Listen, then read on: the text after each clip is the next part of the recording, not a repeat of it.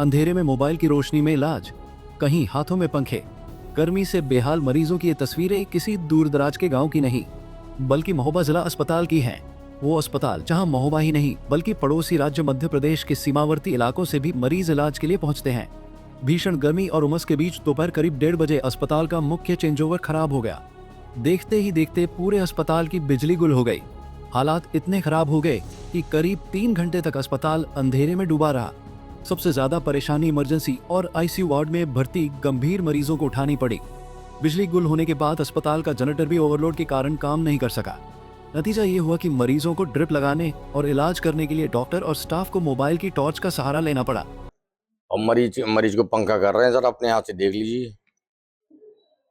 कितनी परेशानी हो रही है गर्मी में? अब ऐसी उमस भरी गर्मी है श्रीमान जी, तो हर आदमी को परेशानी हो रही है। मरीज तो वैसे ही परेशान है और लाइट नहीं है तो और ज्यादा परेशानी हो रही है। क्या नाम है आपका? शतान निगम। गर्मी और उमस से परेशान तीमारदार अपने मरीजों को कपड़ों और हाथ के पंखों से हवा करते नजर आए। वहीं डायलिसिस के लिए अस्पताल पहुंचे तीमारदार ने बताया कि 3 घंटे तक बिजली न रहने से मरीजों की जान जोखिम में पड़ गई। आईसीयू जैसे संवेदनशील वार्ड में ऐसी लापरवाही बेहद गंभीर है और प्रशासन को स्थायी समाधान निकालना चाहिए। अपने बड़े भाई को लेके आए हैं, उनको जो है किडनी की दिक्कत थी, डायलिसिस हो रहा है। यहाँ जो है 2-3 घंटे से लाइट नहीं है, हम बहुत परेशान रहे। कितनी समस्या है ऐसी भीषण गर्मी में? लाइट नहीं मिल पा रही है अस्पताल? नहीं, लाइट नहीं है, पंखे से हवा करते रहे हैं और करीबन 3 घंटे 4 घंटे से लाइट नहीं रही।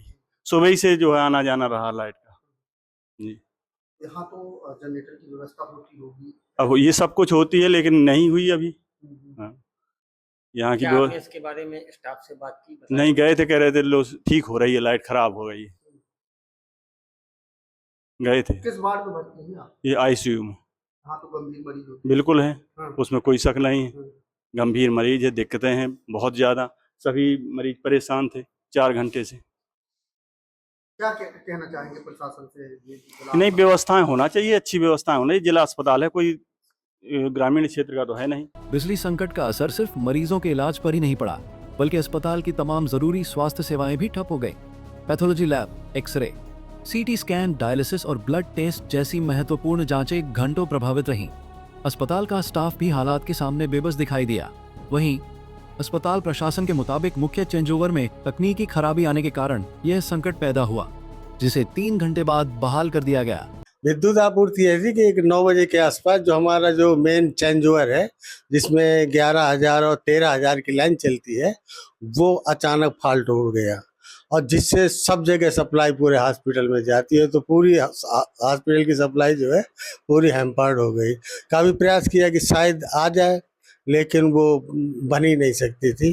तो तुरंत आनन फानन में हमने जो है भिजवाया, पता करवाया यहाँ की मिल जाएगा उसका कि नहीं मिलेगा, जो वो चेंजओवर है। तो पता यहाँ नहीं मिला। फिर इसके बाद हमने कबरई से उसको, क्योंकि वहाँ क्रेशर वगैरह है तो इतना बड़ा जो है, वहाँ से हमने उसको मंगवाया और 2 बजे तक बीच बीच में ओवरलोड होने, जनरेटर चलवाते रहे हमारे, जबकि 250 kVA की जनरेटर है। ओवरलोड होने का 10 मिनट 15 मिनट चलता था, बंद हो जाता था।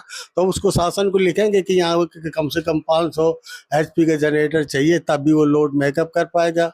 अस्पताल को और अपग्रेड होना है तो उससे और पावर बढ़े लगेगी, इसलिए। और इसके बाद जब हमने मंगवाया 2 बजे, फिर हमने जो सप्लाई पूरी रोक करके मरीजों की, और इसके बाद फिर उसको बैठ करके स्वयं उसको नया लगवा दिया, पुराने को एक तरफ रखवा दिया। अभी आया हूँ, 4 बज रहा होगा तो करवा के।